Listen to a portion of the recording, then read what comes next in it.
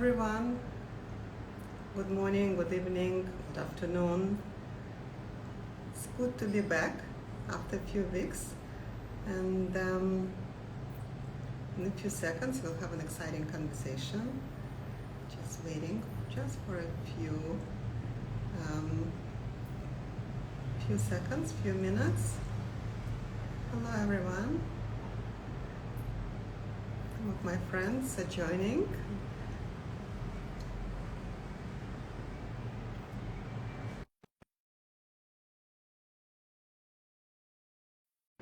Now, Tatiana, who's going to join us in a second. I think she's coming up. Hello, Tatiana. Hi, Olga. How are you? I'm very good, thank you. Good to see you. I know you're super busy. I know you're in Milan, so it's really, really so nice of you to Thank you give so us much. a little bit of your time, precious time, and to join me today. Can you hear me well? Can you see me well? I hear you perfectly. I see you well. What about you? I hear you well as well, yes. Perfect. So, welcome. I will say a few words about my program, Conversations with Olga. I will do a very short introduction of you, but you will continue with your own introduction as we move forward and move along with the conversation. Does it sound okay? Perfect. Perfect. And I know that you took a long lunch right now, so I hope you had something to eat, or you will have something to eat. So Yeah. you're I'm not actually taking my lunch break for you, so I will eat later. No problem. Thank you so much. Thank you, my dear. So, believe it or not, all of you, today is my number 42 episode of Conversations with Olga. I started this program during the circuit breaker about two years ago. I guess it's even more than 2 years ago, with the goal to introduce my friends and personalities whom I met throughout my career, during my life, to the multicultural Singaporean and international community through a platform that is accessible and interesting. These conversations run the gamut of from intellectual and cultural exchanges to more personal conversations to sharing the life stories and how people fulfill their dreams. My main mission and hope for this series is to inspire and cultivate a more diverse and inclusive community that can learn from one another. So it is my honor to have today, as I said, for the episode number 42, gorgeous, beautiful, very talented Tatiana Verstraeten, founder and creative director of Tatiana Verstraeten Jewelry. Tatiana, you worked yourself all the way up to Chanel, where you were mentored by Karl Lagerfeld and advanced even further to create your own collection of jewelry. Today, you're a jeweler to countless stars, where your work have been breathed live into the red carpet and much more.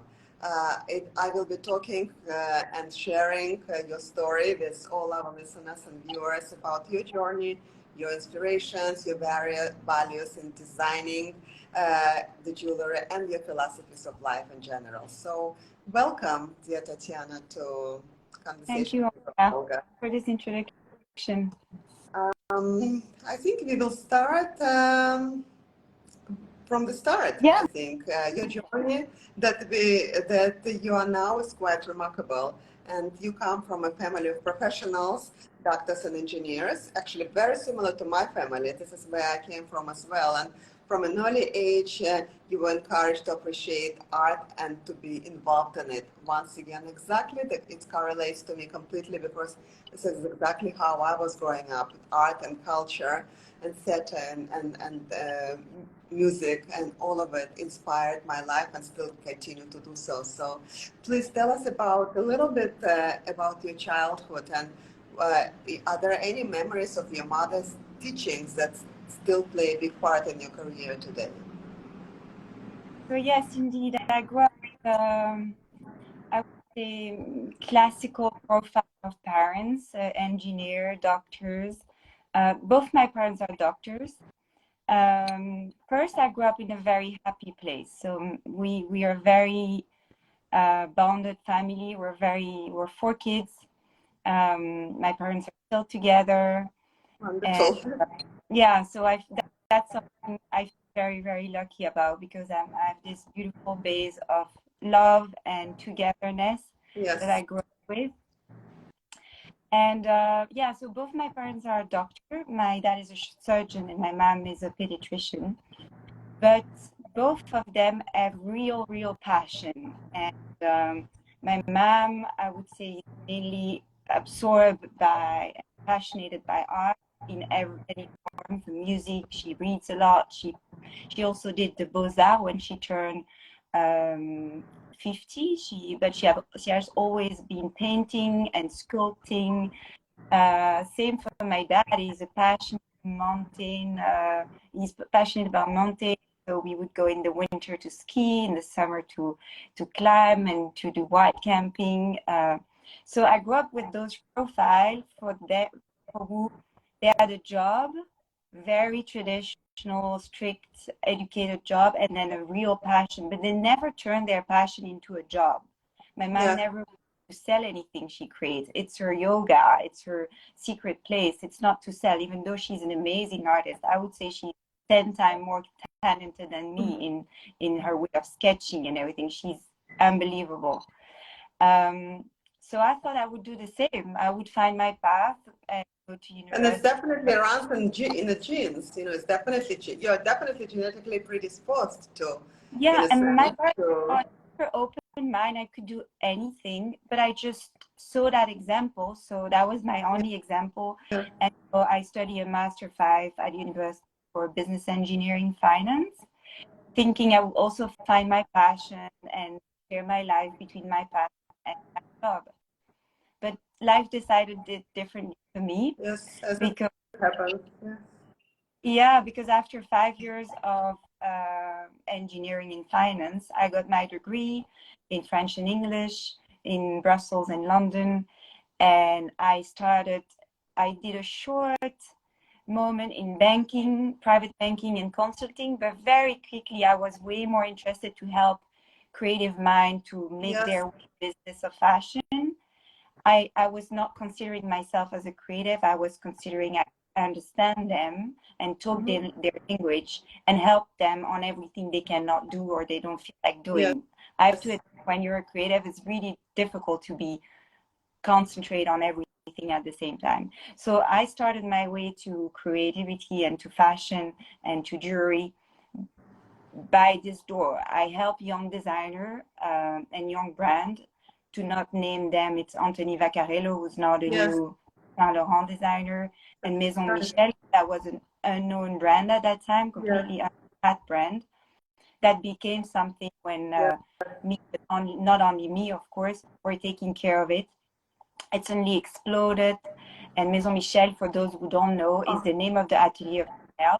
It's my And favorite. I love it. I have the whole yeah, collection, and I've very been fun. following and collecting Yeah, the beautiful creations for many years. So it's and it was uh, funny and funky. It was like very alive creativity. Hats are usually quite yeah, traditional, but this brand was daring to was propose all yeah, creative yes, power. exactly, So it exactly. Yeah, was it's fabulous.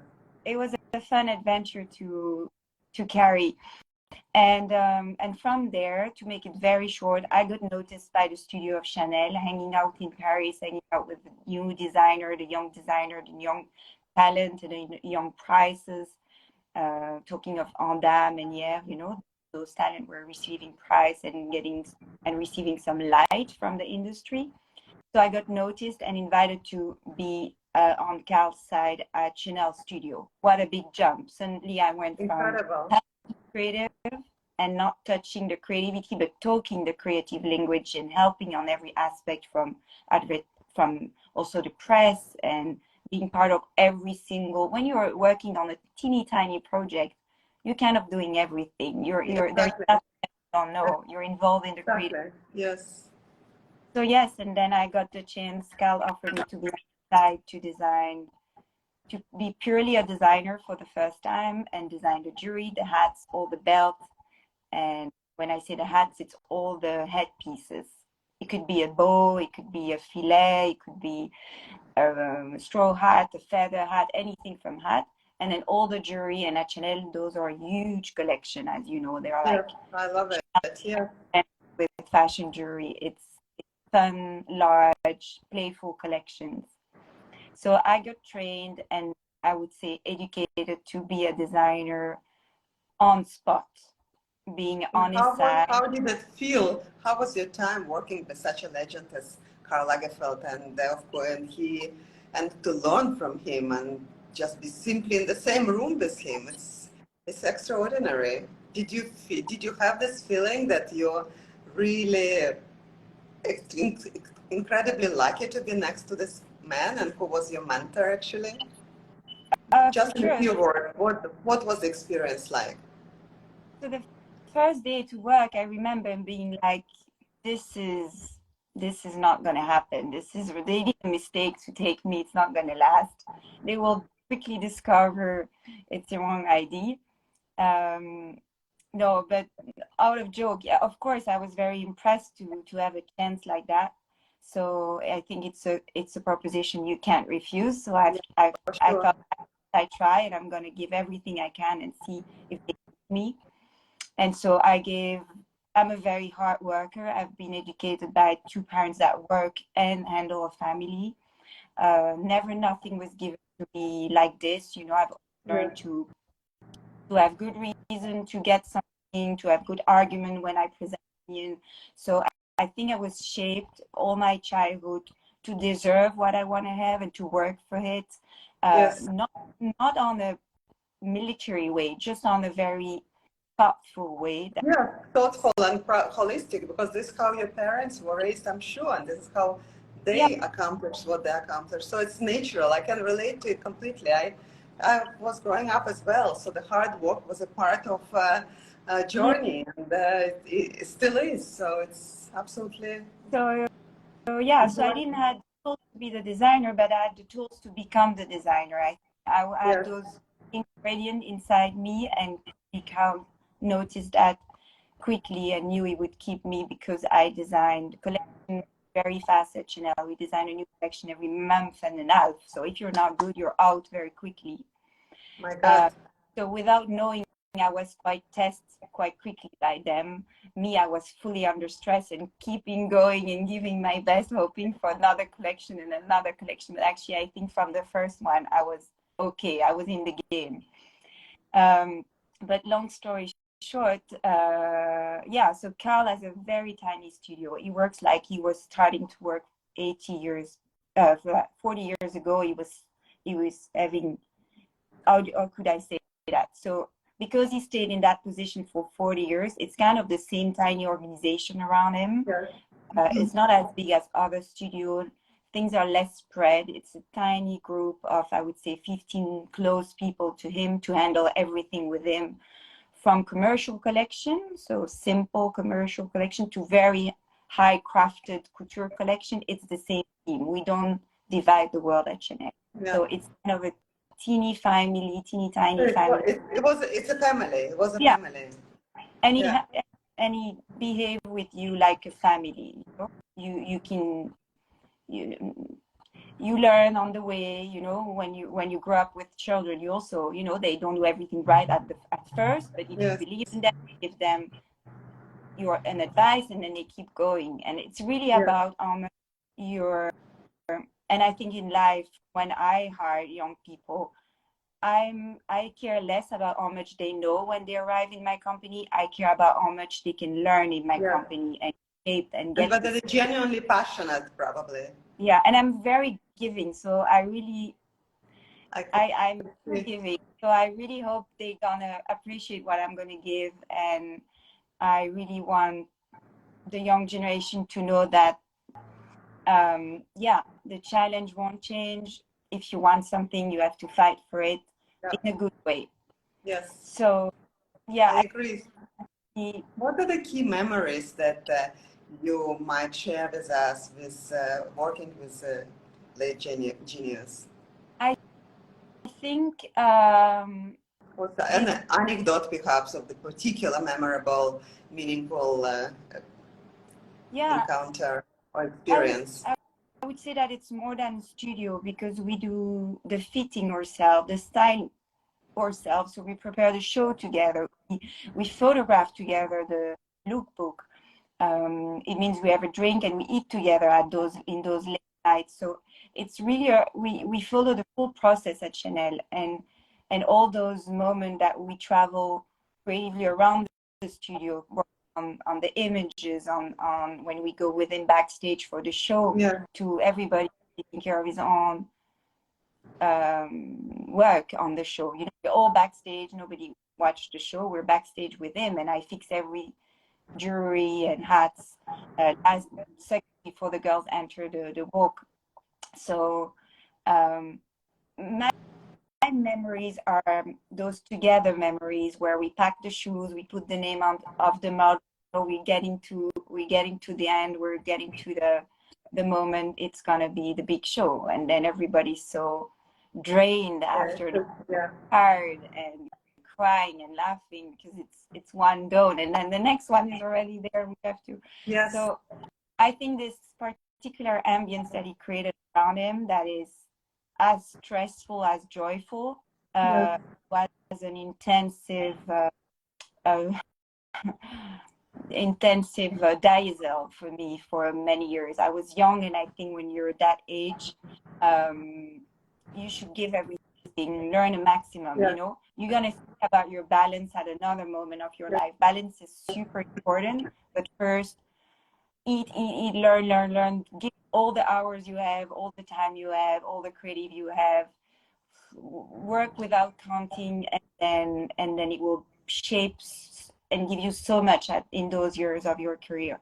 After that, yes, you have to balance your well-being, your family, but for this window of freshness and young spirit, that you learn so fast and you can do so much, you have to give it all, I think.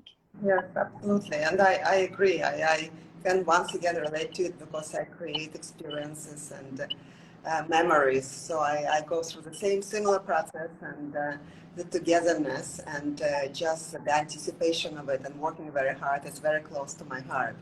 Thank you for sharing. Obviously, you have your personal style, which is amazing.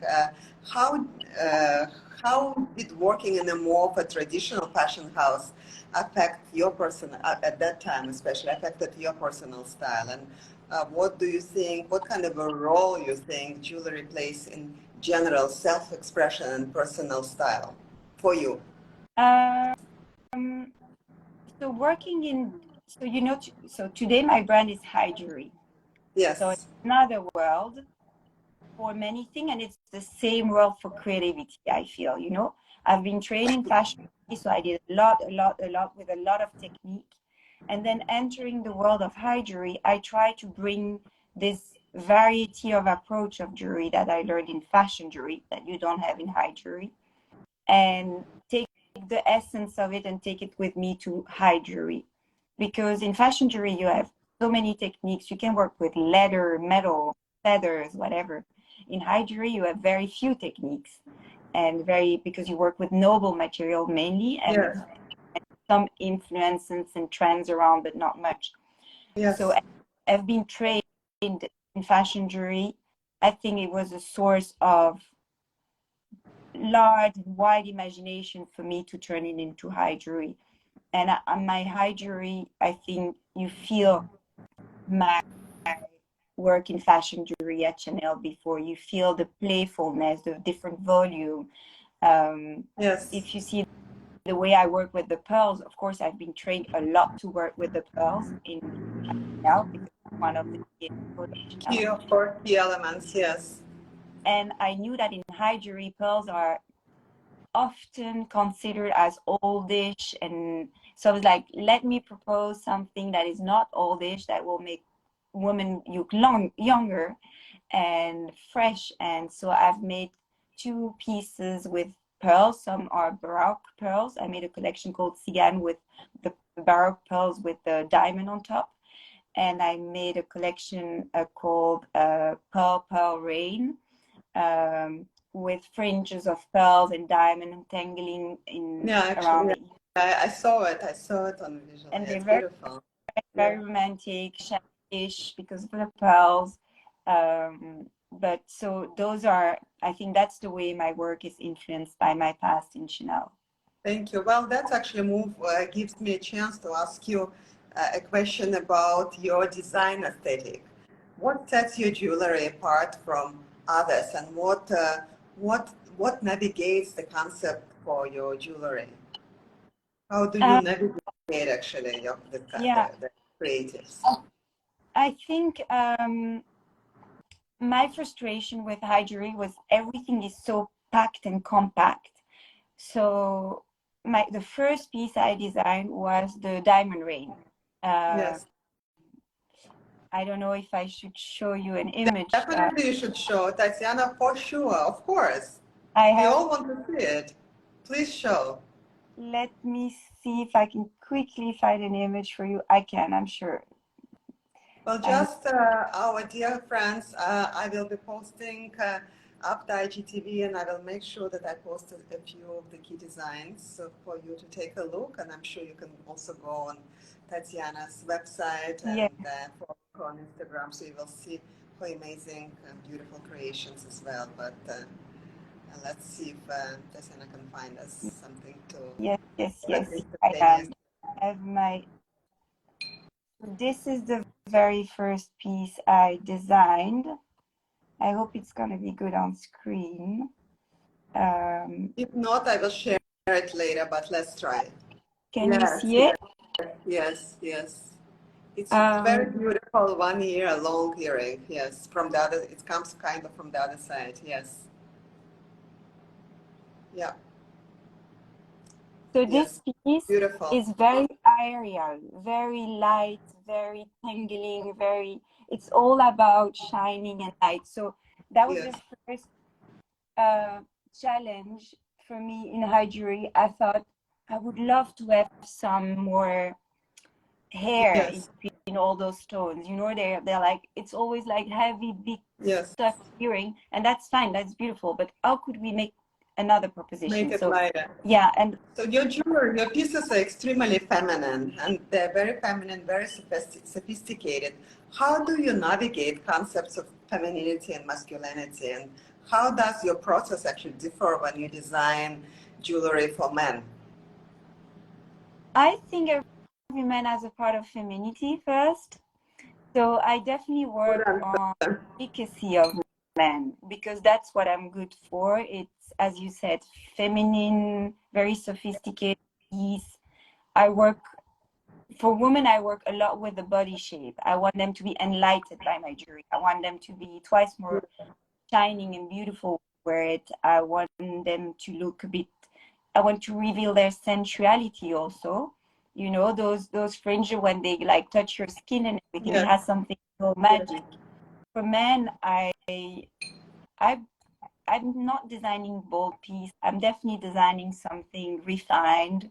Always, I just ask a few questions on top of the materials they want to use. I just ask a few questions about what they like, and I come with something they're always nicely surprised with. And I'm sure you probably can read people very well. So I guess you kind of detect the personality traits of communication and sort of not only verbal communications that probably give you the instinct of type of jewelry you would design, isn't it?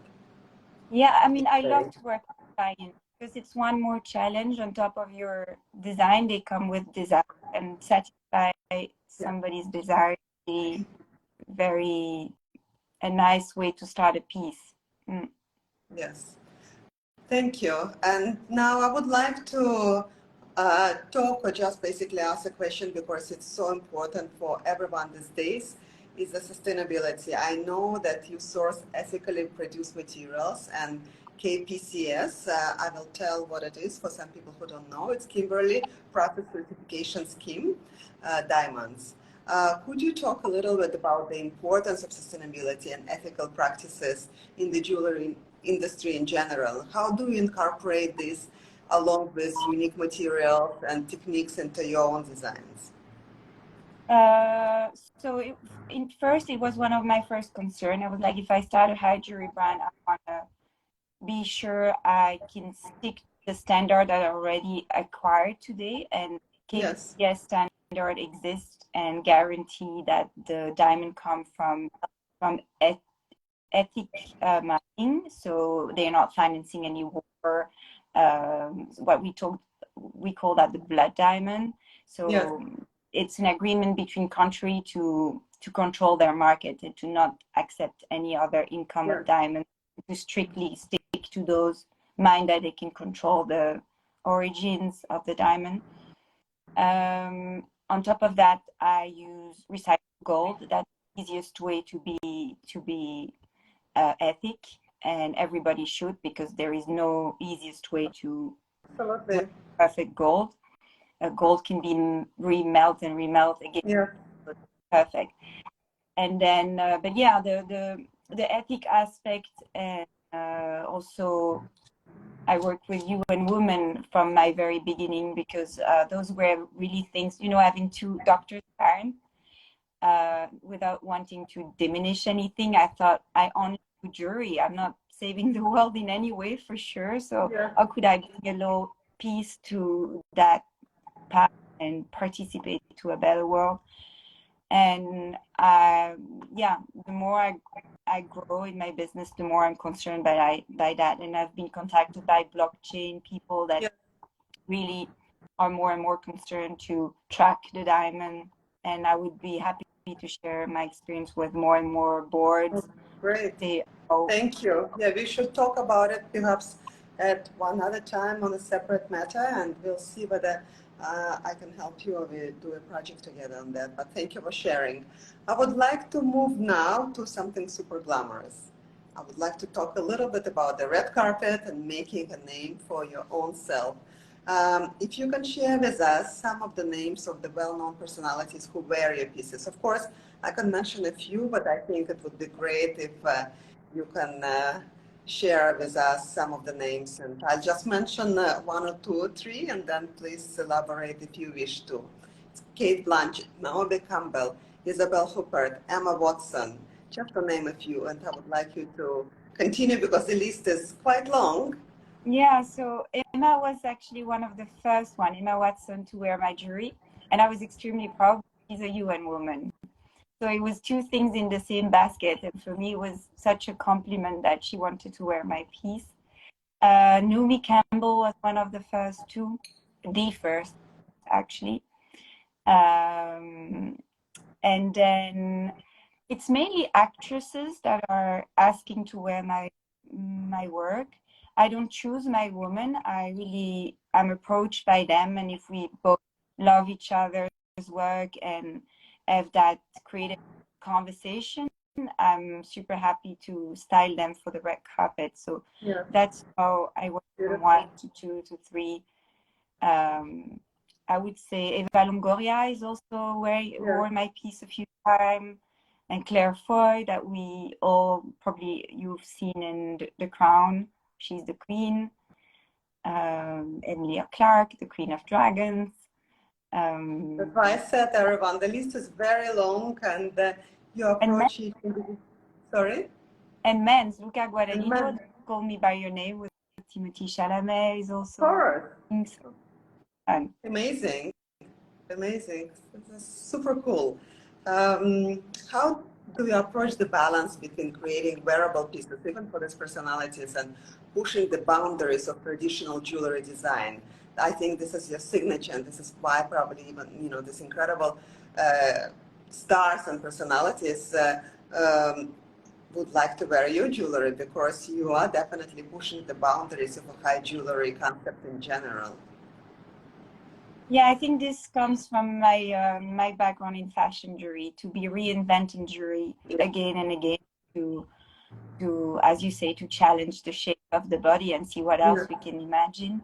I like when things are provocative or clownesque, but I love when I succeed to do something,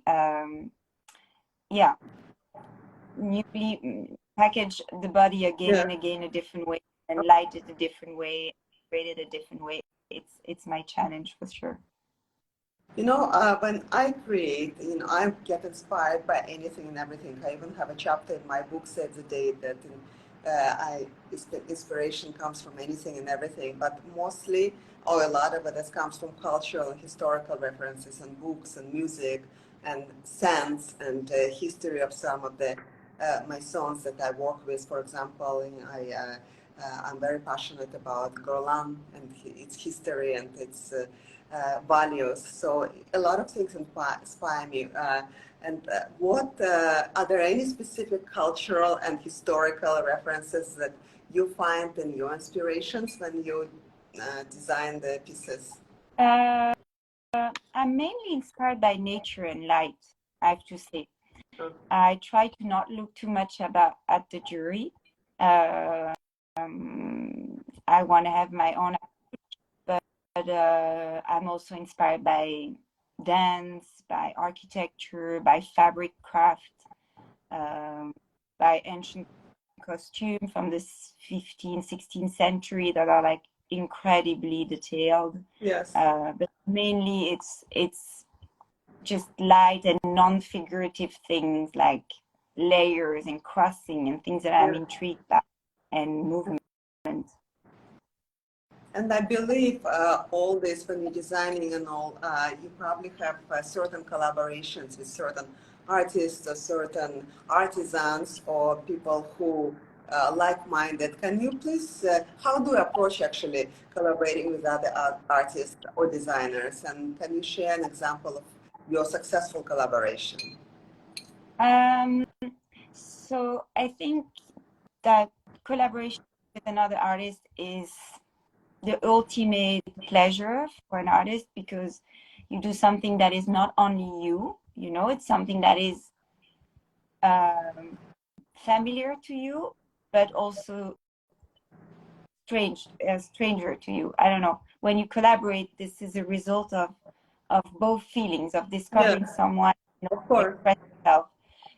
So I have to say my next show is all about that. So I want it for. I haven't been collaborating with my brand on creativity yet. I've styled Kate Blanchett with Giorgio Mm-hmm. Armani for the BFA or stuff like that. But the pure crossing of two artists, it's gonna come on my next show. I'm Wonderful. taking a very, I even, I mean, my wish is to be a more unique piece, even more limited edition, even more art. I want my work to be a proper investment and a collectible. Yes, that we actually, I would like to touch a bit later on the collectible and investment for the jewelry. It's a good point that I think everybody would be interested to hear your opinion about it.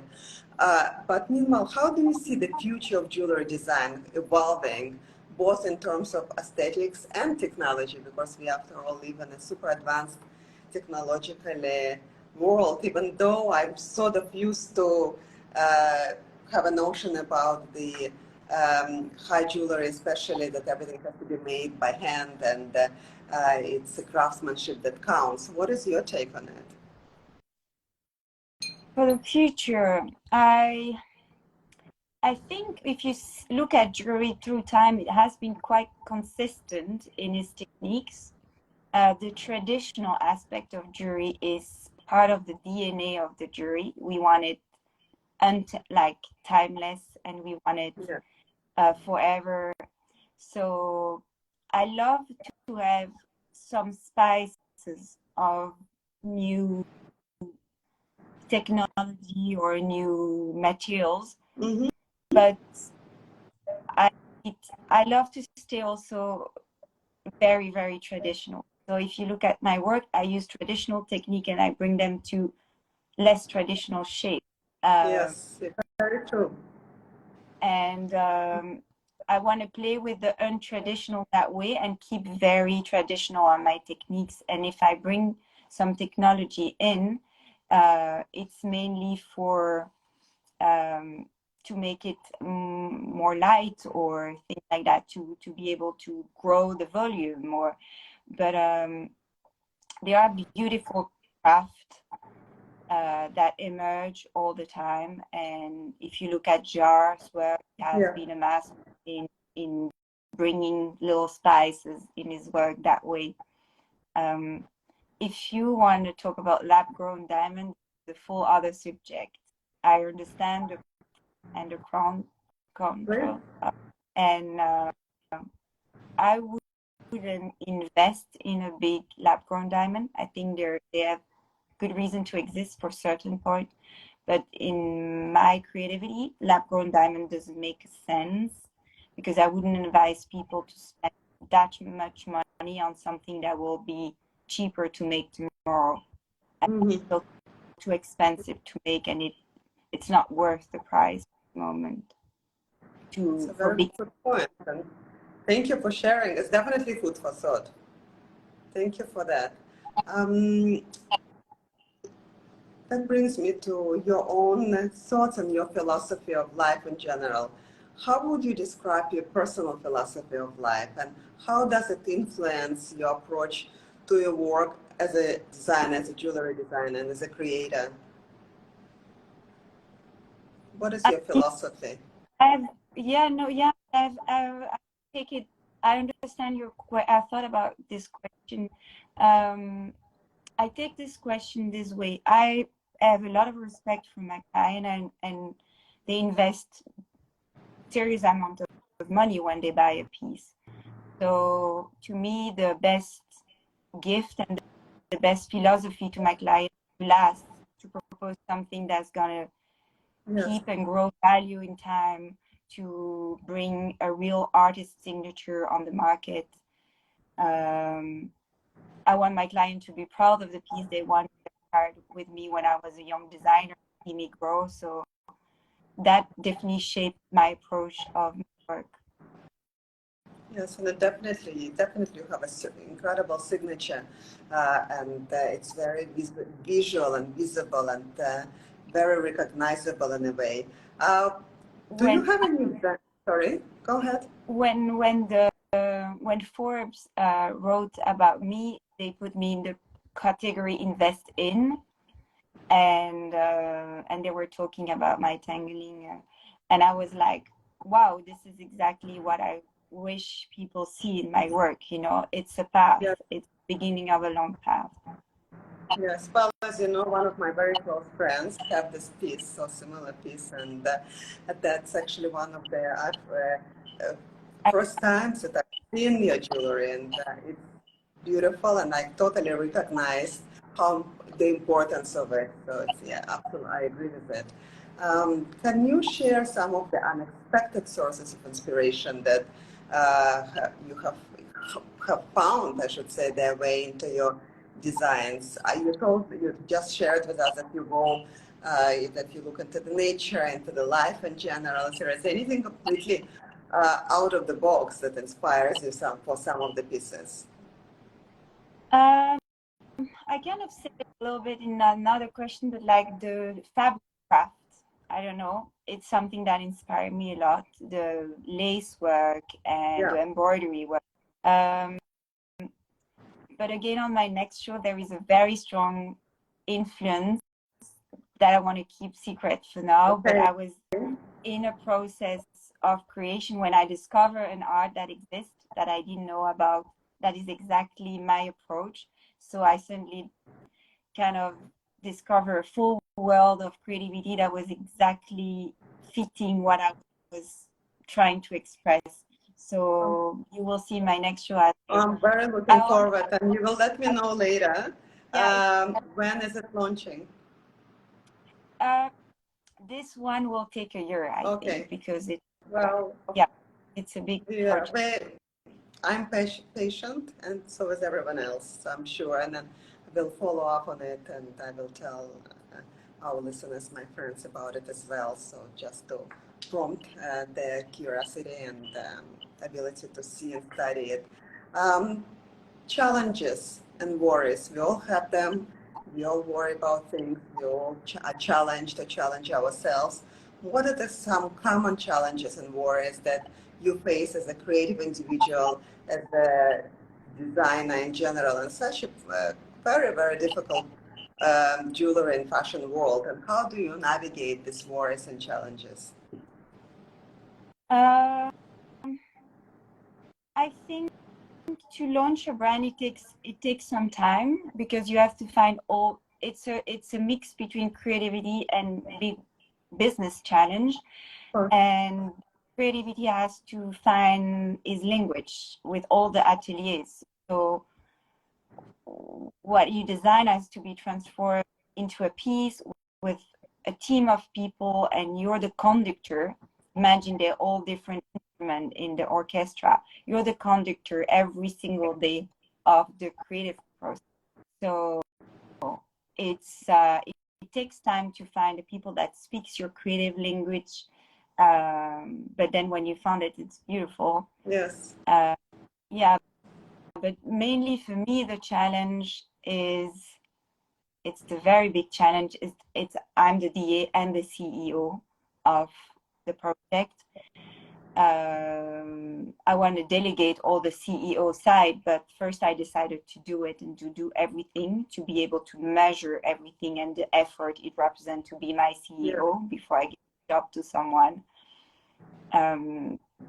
But yeah, that's one of the biggest challenge, to like divide your brain, all the business aspect, because it's a serious world. You're not selling socks, traveling the world, luggage, you know. It's the diamond of their market, gold as their market. So the jury is a complicated world of tax when you move them around the world. So it's a professor.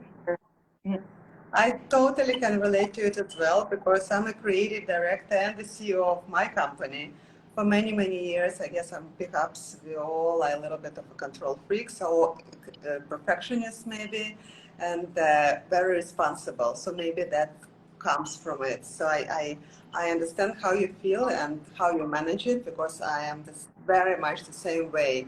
But I guess we all have to maintain the sense of balance and well-being while pursuing our passions, while managing the demands of work and clients and customers, and in general our profession.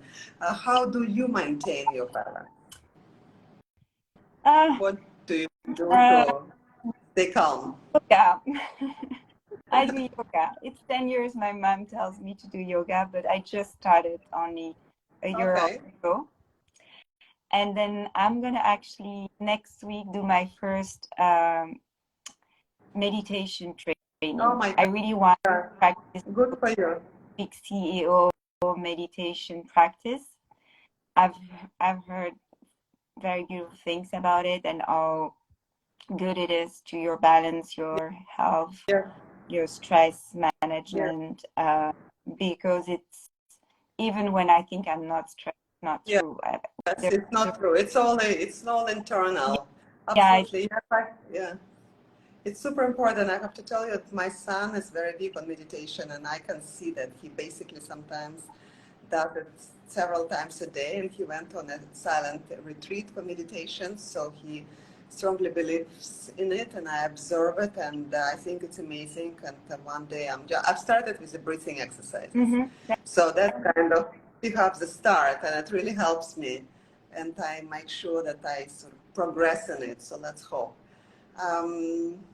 But thank you, and I wish I'll talk to you after your meditation exercise, meditation experience. I would love to know how was it and what did you feel about it. We will move a little bit in a different direction, or actually we continue with similar direction. Your authenticity and individuality. How, in general, how do you define authenticity, and why is it important to us and to you, especially in relationships to people around you? Oh, first, yes, it's very important for me, because this is me, and sooner or later people will discover you in life. I've never liked to pretend or to behave a certain way to please, you know. I think I did that when I was young, but today I don't want to play any sparkle of that game. I'm very me, and that's why I'm the worst at sales, because I would give my jewelry to my client. I'm so honest. I will never push a sale. I need to feel their desire. Only their desire is my true recognition for myself, my true thank you, my true. So Because yeah, it all comes from passion. You want it to happen, and I understand how you feel, and I think it's very noble, of course, and it probably makes you feel wonderful on one side, but yet on the other side you probably have some, not regrets, but some questions, why have you done it? But I totally understand that and relate to it, because I do a lot of charity and philanthropic events, and I know yeah, how it is. It's important. And you know, the people at authenticity, this also what you said is so true. At a certain age, or at a certain time, or at a certain personalities, hopefully most of us, realize that to be authentic to our own selves and to the world is very, very important. mm-hmm. And sooner or later, if we are not, everybody else will feel it around us, but we'll feel it as well. So thank you for sharing this. Social media and influencers. What the word influencer mean to you? And do you promote, I should say, or showcase your pieces via influencers? No, I don't do influencer, neither paid endorsement, neither advertising. All the actresses that wear my work have approached me by love for the work. There is no contract between us, paid contract, nothing. For me, it's the only way to feel my organic value growth.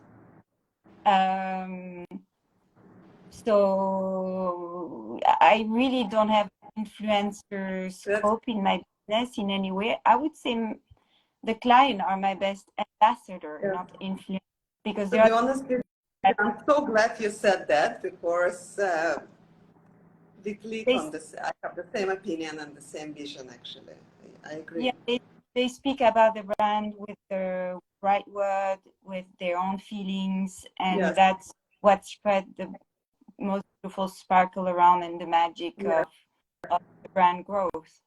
Yeah, it's really, it's a very discreet way to grow, but it's the very consistent, real one. And about authenticity, like you said before, it's a small community of client. It's not the client base of Nike, you know. So to have a special relationship with each client, and they are. And that's how it creates loyalty, I think. Loyalty, and they're growing with you, you're growing with them, and I think it's definitely a very authentic way of running the business and offering the unique pieces to certain individuals that understand and appreciate your work, your designs, and you understand them as well. So that's great. That brings me to another question about continuity. How do you continuously evolve as an artist and a designer, and what steps do you need to take to push yourself creatively? Honestly, creativity is not much effort for me. I have too much ideas. I have to choose which one I do. But what makes you turn a new discovery, new encounter of artists that you suddenly like a crush on. But I don't need to push much to have idea. Yeah, it's very that's wonderful. Coming, and I have to catch them and put them on paper.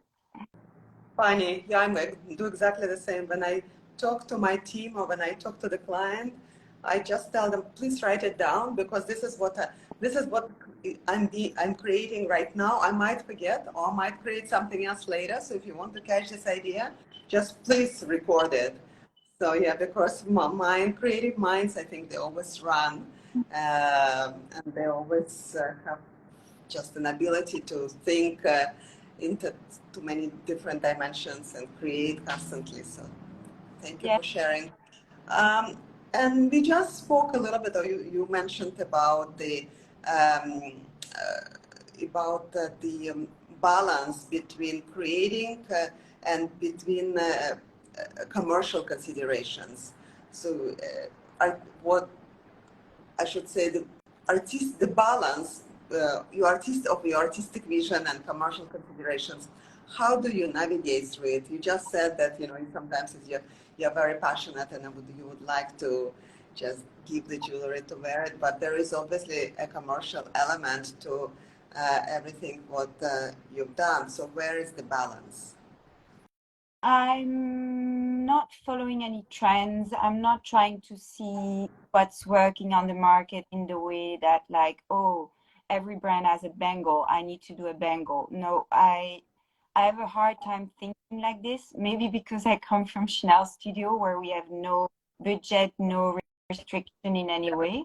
I don't know. I think it's not exactly because of Chanel Studio. It's really because in high jewelry, I want to be an artist. I don't want to be a massive brand signature. I want to propose something special, unique, true to myself. And that means I'm proposing instead of following. I want to really bring something on the market. If I look at something commercially as just, oh, I want to take care that in my collection there is a few different price points. Yes, that would be my approach. Commercial drive in the, or I'm going to design a bunch of pieces between that price and that price. That's the kind of jewelry woman of this generation that is now vibing, wants to travel everywhere but look splendid without being difficult to travel with because there is no big certificate to travel with. So I would think practically me as a woman what I want, and that maybe is my maximum commercial approach, but I'm not looking at must-have pieces of other collection to do my own. I don't say it's bad or good. I just say that's my. Yes, of course. Propose something and set the trend, and some actually collection never been copied my work, so it's a good sign. It's also sometimes a bit frustrating because I'm tiny and they could be bigger, so they could, but that's the part of the game. Thank you. Before we will finish the conversation today, unfortunately, time is coming to, I don't want to take more time than possible. I would like to just to finish up with 2 points or 2 questions, I should say. What kind of impact do you hope to make through your jewelry designs, both on a personal level within the wider context of the industry itself? I think I'm gonna, as I said, I would like to be recognized as an artist in the jewelry world, a collectible, an investment that ends up in auction houses. Nowadays, it's sold only through my place in Place Vendôme or through Sotheby's, and I like that approach. I would love my piece to be on auction sales later, and so I want to bring to this world of jewelry a new signature that lasts. I would say it like this. Through generations. Only time will decide, but this is what I'm cultivating. Yes. Absolutely. Well, thank you for that. And do you have any advice for the aspiring jewelry designers? Basically, what is your motto that you would like to share with us? For the upcoming one, first, to not try to look like anyone, but really cultivate their own through sometimes very nice creativity. It's where the sparkle comes from. And second, to work, to be able to be ready to not fail, because there will fail. If you think of sport, before you mark a goal, you don't mark a goal. So it's not a failure, it's a step. You hit 5 times the ball before it gets into the goal. So this is a process, and you have to be consistent and you have to be resistant, because if it was easy, everybody would do it. So remember that it's not easy. It's gonna come with your energy, how much you're gonna put it on top of talent and creativity. Of course, you have to propose something intriguing and interesting. That's how people gonna spread and speak about you without you having to pay for people to speak about you, because there is something intriguing. People want to speak about it and they want to wear it and they want to see it. So you have to create that first sparkle, but then it's a lot of work behind to keep that sparkle spreading. And yes, and as you said, Timothée, is being true to yourself. I think it's extremely important in anything what we do, and for any of the aspiring designer, and for all of us in general. And thank you so much. Thank you for sharing all this. This has been a very insightful look into a wondrous industry that most of the people normally see only from the outside, and you sharing behind the scenes with working with Karl Lagerfeld and your journey and your inspirations and giving us time of today. It's really, really very, very kind of you. Thank you so much. And I will record this conversation. It will be posted on my IGTV on the events by Olga on my IG, as well as on other social media, and on the YouTube on the Conversations with Olga, on the Olga is Fearless. Please follow us, follow Tatiana, look up her amazing jewelry pieces, ask questions. I will post a few beautiful images of Tatiana's creations as well, and we'll continue the conversation after your new collection will come to life. How about that?